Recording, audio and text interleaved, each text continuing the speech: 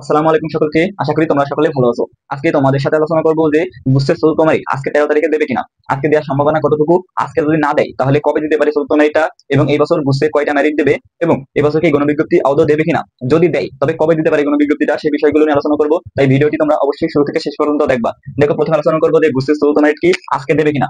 দেখো, আজকে 13 তারিখ, আজকে কিন্তু অনেক জায়গায় বা অনেকে বলছে আজকে হয়তো বা যে চতুর্থ মেরিট সেটা কিন্তু দিতে পারে। তবে দেখো, মানে কার্যক্রম যদি শেষ হয়ে যায়, অর্থাৎ তৃতীয় নাইটের কার্যক্রম যদি সম্পূর্ণ শেষ হয়ে যায়, তবে একটা চান্স আছে আজকে দিয়ে দেওয়ার। অর্থাৎ আজকে যদি মনে করো বিকাল অথবা রাতের ভিতরে যদি না দেয়, সেক্ষেত্রে তোমাদের কিন্তু যদি একটা আশা রাখবা তোমাদের 14 থেকে 16 তারিখের ভিতরে, 16 তারিখের ভিতরে একটা ডেট দিল। এটা কিন্তু নেত্রকোনা একটা বিশ্ববিদ্যালয়ের যে ওয়েবসাইট, সেখানে ডেট দিল যে তোমাদের চতুর্থ মেরিটটা 14 থেকে 16 তারিখের ভিতরে প্রকাশ পাবে। তো যদি সকল কার্যক্রম যদি সুন্দরভাবে সুষ্ঠুভাবে শেষ হয়ে যায় তৃতীয় মেরিটে, সেক্ষেত্রে তোমরা আশা রাখবা যে আজকে 13 তারিখের বিকালে অথবা রাত্রে দেবে। আর যদি কোনো কারণে আজকে না দিতে পারে, সেক্ষেত্রে তোমাদের 14 থেকে 16 তারিখের ভিতরে যে কোনো একদিন তোমাদের যে চতুর্থ মেরিটটা সেটা দিয়ে দেবে। তবে বেশিরভাগ ক্ষেত্রে যে 14 তারিখে দেওয়ার সম্ভাবনা সব থেকে বেশি, তবে আজকে 13 তারিখ দেওয়ার সম্ভাবনা মনে করো 60%। আজকে যদি না দেয়, সেক্ষেত্রে আশা রাখবা 14 থেকে 15 অথবা গেলে 16 তারিখ পর্যন্ত যাবে, এর ভিতরে তোমাদের যে চতুর্থ মেরিট সেটা দিয়ে দেবে। এবং তারপরে প্রশ্ন যে এই বছর কয়টা মেরিট দিতে পারে। দেখো, অনেকে ভয় পাচ্ছ যে চতুর্থ মেরিট দেওয়ার পরে হয়তো আর কোনো মেরিট দেবে না, কিন্তু এটা কিন্তু সম্পূর্ণ ভুল। দেখো, তোমাদের চতুর্থ মেরিট দেওয়ার পরে হয়তো কিছু সিট খালি আছে। ধরো কিছু কিছু বিশ্ববিদ্যালয়ের সিট একদম প্রায় সম্পূর্ণই ফিল আপ হয়ে গেছে, যেমন মৌলানা ভাসানী এর সিট খালি নেই। ধরো খালি নেই, কিন্তু এখানে হয়তো কোনো, ধরো এখান থেকে অনেকে নোয়াখালীতে যাবে বা যশোরে চলে আসবে, জাফতে বা ইসলামিক ইউনিভার্সিটি চলে আসে, সেক্ষেত্রে হয়তো কিছু সিট এখানে খালি হবে।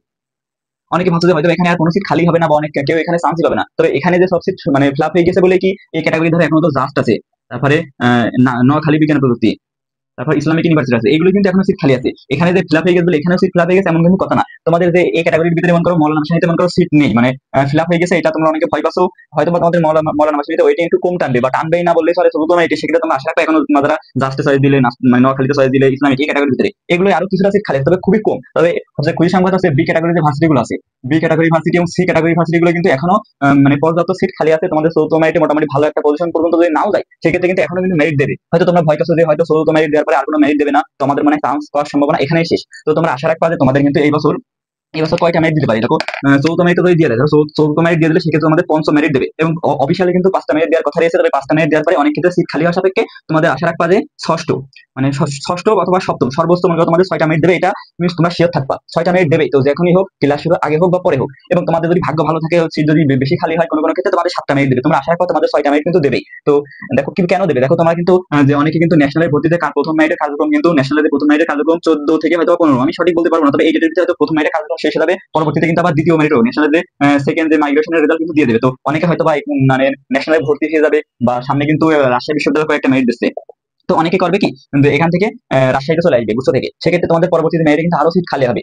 এবং তোমাদের খালি হওয়ার সাপেক্ষে কিন্তু মানে যত মানে খালি থাকবে ততবারই তোমাদের মেরিট দিতে থাকবে। তো 6টা হোক 7টা হোক, তোমাদের সিট খালি হলেই তোমাদের দেখা যাচ্ছে একটা নির্দিষ্ট পরিমাণ সিট খালি হবে যে কোনো বিশ্ববিদ্যালয়তে, আর তোমাদের একটা করে মেরিট দিতে থাকবে। তবে তোমরা আশা রাখো 6টা মেরিট পর্যন্ত ভালো একটা পজিশন পর্যন্ত আশা করা যায় টানবে, এবং সপ্তম মেরিট পরবর্তীতে মেরিটগুলো দেয় সেগুলোতে মোটামুটি টানে না। তবে টানে কখন, দেখে যে গণবিজ্ঞপ্তিটা হচ্ছে তোমাদের সব থেকে যে টার্নিং পয়েন্ট, তোমাদের যাদের পজিশন বেশি, তোমাদের ওয়েটিং বেশি, তোমাদের অপেক্ষা করতে হবে গণবিজ্ঞপ্তি পর্যন্ত। এখন গণবিজ্ঞপ্তি এই বছর কি দেবে, অনেকে কিন্তু বলছে যে দেবে না। কেন ভাই দেবে না? প্রত্যেক বছর কিন্তু এমন হয় যে চতুর্থ মেরিটে ম্যাক্সিমাম সিট ফিল আপ হয়ে যায়, প্রায় সম্পূর্ণ সিট ফিল আপ হয়ে যায়, পরবর্তীতে সিট কোনো না কোনো ভাবে খালি হয়, কেউ বিদেশ চলে যায়, কেউ এদিক চলে যায়, বা কোনো কারণে ভর্তি বাতিল হয়ে যায় বা ক্যান্সেল করে। সেক্ষেত্রে হয় কি, তোমাদের কিন্তু মোটামুটি ভালো প্রত্যেক বছর এই ঘটনা ঘটছে, মানে রিপিট হচ্ছে যে তোমাদের কোনো না কোনো ভাবেই কোনো না মানে কিছু সিট খালি হবে। সেক্ষেত্রে তোমাদের কি গণবিজ্ঞপ্তিতে ডাক দেবে, এবং গণবিজ্ঞপ্তিতে সব থেকে বেশি মানুষ চান্স পাওয়ার সব থেকে যে মূল বিষয়টা, মানে তোমাদের যে সুখবর, দেখো অনেকে কিন্তু গণবিজ্ঞপ্তির জন্য অপেক্ষা করে না। ধরো সাপোজ তোমাদের পজিশন, মানে উদাহরণ দেওয়ার জন্য বলছি, ধরো সাপোজ তোমাদের পজিশন 16,000 থেকে 18,000-এর ভিতরে আছে, 18,000-এর ভিতরে আছে। এবার তোমরা এখানে মনে করো গণবিজ্ঞপ্তির জন্য 2,000 ভিতরে সর্বোচ্চ মনে করো 200 মানুষজন ওয়েট করবে গণবিজ্ঞপ্তির জন্য, এবং ম্যাক্সিমাম মানুষ কোনো না কোনো জায়গায় ভর্তি যাবে, ন্যাশনালে বলো বা 7 কলেজ পরীক্ষা বলো, যে কোনো না কোনো জায়গায় ভর্তি হয়ে যাবে, এবং গণবিজ্ঞপ্তির জন্য 200 জন ওয়েট করবে। এখন মজার বিষয় কি, দেখো গণবিজ্ঞপ্তি যখন দেবে, ধরো পাবনা বিজ্ঞান প্রযুক্তি গণবিজ্ঞপ্তি দিলে, ধরো সাপোজ তোমার 16,000 বন্ধু তোমাদের মানে সাধারণ মেয়েদের চান্স পেলে, এবং তোমাকে এখানে ধরো একটা ম্যাথের সিট খালি হলো, দুইটা সিট খালি হলো, সেক্ষেত্রে তোমাকে এই দুইটা সিটের জন্য এরকম নির্দিষ্ট একটা পরিমাণ একটা পজিশন অনুযায়ী টানবে। 16,000 থেকে 18,000 ভিতরে তোমাদের যদি পজিশন আছে, বা 16,000 থেকে 17,000 ভিতরে যদি পজিশন আছে, আপনারা আসেন গণবিজ্ঞপ্তির জন্য, এবং এখানে সাক্ষাৎকার করলে দেখবা তোমাদের এই দুইটা সিটের জন্য এখানে যে 1,000 বা 1,500 সিরিয়ালের ভিতরে অনেকে, মানে অনেক দেখা যায় 16,000 থেকে 17,000 পর্যন্ত তোমাদের যেতে পারে মাত্র দুইটা সিটের জন্য। কারণ কি, এখানে কিন্তু অনেক মানুষ ম্যাক্সিমামই গণবিজ্ঞপ্তির জন্য অপেক্ষা না করে অনেক ভর্তি হয়ে যাবে।